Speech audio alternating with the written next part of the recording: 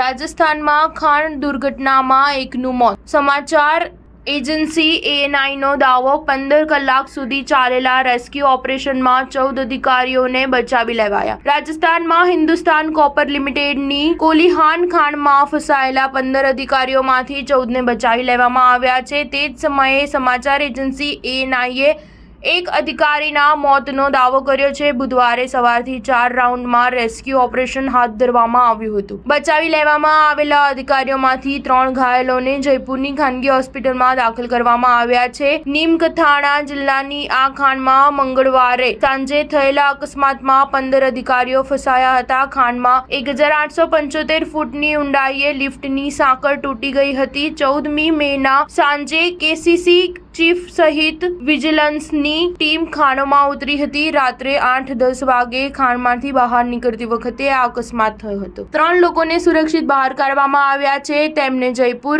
Refer કરવામાં આવ્યા હતા. બાકીના 12 લોકો ખાણમાં સુરક્ષિત છે. ડોક્ટરોની ટીમ તેમની પાસે પહોંચી ગઈ છે. જણાવવામાં આવ્યું છે કે ડોક્ટરોની ટીમે ખાણની અંદર જ સારવાર શરૂ કરી દીધી છે. હજુ સુધી ખાણમાંથી કોઈને બહાર કાઢવામાં આવ્યા નથી. વિજિલન્સ ટીમ જે લિફ્ટ દ્વારા નીચે ઉતરી હતી તે ખાણમાં દરિયાની સપાટીથી -76 મીટર સુધી જાય છે.